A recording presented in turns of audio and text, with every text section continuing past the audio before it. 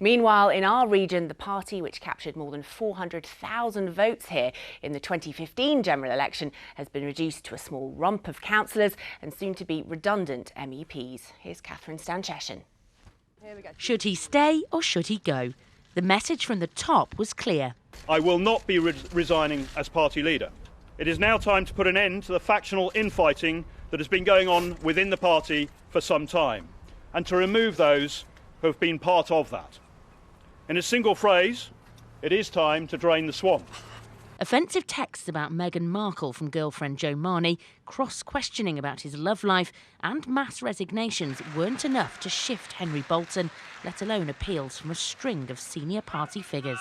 The fact is, I think he's become a bit of an embarrassment to the party now, and he really has to go. Another West Midlands MEP, Jim Carver, supported Mr Bolton last time, but hasn't yet indicated if he will again, saying on Twitter, "Concerning the current situation within UKIP, I can make no comment at this time, as I'm involved in ongoing private discussions with the leader and others to find a resolution to the satisfaction of the membership." The region's third UKIP MEP, Jill Seymour, said she doesn't want to comment on the situation at the moment. Meanwhile, out in the country, there's what's left of a political party. UKIP helps the Conservatives run Dudley Council, but now has just 22 councillors left in the West Midlands region, many of whom could be ousted in May's local elections. It has 3 MEPs, but they'll lose their jobs next March because of Brexit, and the party has no MPs at all. Thank you very much. Mr Bolton now faces an extraordinary general meeting of the membership at the ICC in Birmingham in 13 days' time to decide his future. And joining us to talk about this is Bill Etheridge, one of those 3 UKIP MEPs for our region. So, Bill Etheridge, do you think the membership will vote to get rid of Henry Bolton? Yes, definitely. There is no question in my mind whatsoever. The only person who doesn't seem to know that is Mr Bolton, who's living in a deluded fantasy world, and he needs to understand and clear off. That's pretty emphatic. Yeah. 5 leaders in 18 months, though. Admittedly, Nigel Farage has been in and out like a bit of a political yo-yo.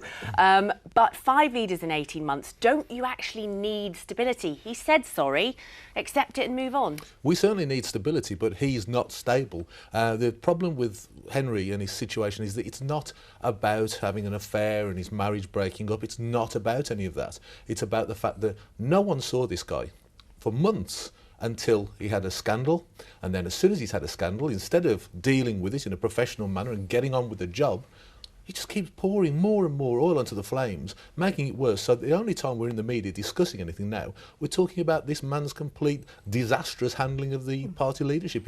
He's a disaster. He's a disaster. So what's the alternative? If the NEC does vote to get rid of him, would you throw your hat into the ring? Well, there'll be an interim leader first, who will be a senior figure from the party. After that, there'll be elections in the future. And, you ask yourself, would you stand for leader of the party? Situation's difficult, odds are against us, fate of the party and the country at stake. Sounds exciting.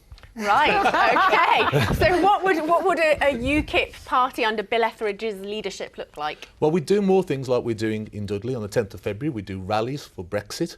We'll be getting out there and focusing on the issues. It's not just under me, by the way, it's under the rest of us in the party. We want to focus on that, saving those local councillors who are doing fantastic work, really working hard, actually, and not getting any coverage. But you only have 22 councillors left in the entire West Midlands region now. Is it worth saving? Your reason for being Brexit, it's happening, you got the vote you wanted. What's the point? Well, I'm one of the councillors, so I want them saving. But not just that. It wasn't our whole reason. We got a referendum which we won. Brexit hasn't happened yet. It's been prevaricated on, and we've got transitional periods from now until forever. But also, we want to change the face of the country. We want to bring real change to things, economic change, radical change. We're only just beginning, and we're not going to be held back by one error of a leader. We're going to go forward from this point and really challenge and take more council seats after we've held our ground this time and make a real impact. We've got to. Well, a certain amount of confidence there. Shabana Mahmood, does Bill have a point that actually it's not the sole reason, but if you look at the way both parties, in terms of Labour and the Conservatives, seem to be split on the issue of Brexit, we don't know exactly what's happening, is there still a role to play for a party which has a very, very clear view on at least that?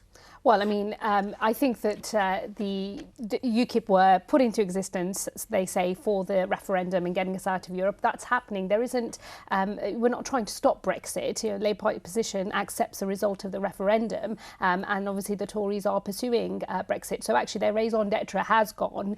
And on the wider point, I just think that, you know, the time for UKIP has now passed. I think the soap opera of UKIP slightly masks some of the nastiness and some of the divisive politics that have been pursued underneath. I think that the content of those text messages was really shocking, that Henry Bolton's girlfriend was sending, and I think that actually the sooner we see the back of that kind of language and that kind of vein of thinking in our national politics, the better. So frankly, if this goes away, I think that's a good thing for politics overall. Marcus Jones, some people, particularly on the right of your party, the arch Brexiteers, would argue that Bill Etheridge's party is keeping the Conservatives honest on Brexit, that it's pushing the issue, that you have an awareness that you need to go forward and roll out what the British people asked for in the referendum. Well, I think when I'm out on the doorstep speaking to people, it's quite obvious that people consider now that UKIP has done its job, it's fulfilled its role, and I think that's part of the problem that UKIP are having, that they're trying to reinvent themselves, and they've had a succession of leaders who have failed to sort of come up with a narrative in that sense. But in the main, when I speak to the public, they want us to get on with Brexit. They want us to follow it through, and they want it followed through in the way that the Prime Minister described in the Lancaster House speech and the Florence speech. We're following that through. Now, despite what Shabana says, Labour are trying to stymie Brexit in many ways, and they're prevaricating, and that is feeding through even back to me on the doorstep, where Labour voters are considering their position because they feel that the Labour Party are playing politics rather than doing the right thing for the country. Bill Etheridge, you've heard it there from Labour and the Conservatives. UKIP, you're on the outs. Well, they would say that, wouldn't they? Obviously they'd say that. The point is we're here to give them real competition. We're going to be the party. It's not just about independence for the UK, it's independence for the individual, from the state, from over-regulation. We give people more chance to get on in life, real meritocracy, and we are from the people. We are the people. We're not the political class, and we don't give the same message over and over again. They've done their bit. That's not what we're here for. Getting out of the EU is just the first stage of real change. OK, Bill Etheridge, thank you very much. That sounded like a manifesto, that did. OK, now it's time for our regular roundup of the political week in the Midlands in 60 seconds. It's brought to us today by Sophie Calvert. Black Country MP James Morris renewed calls for Sandwell Council leader Steve Ealing to resign after Ofsted again rated the authority's Children's Services Department as inadequate. North Shropshire MP Owen Patterson is recovering in hospital after breaking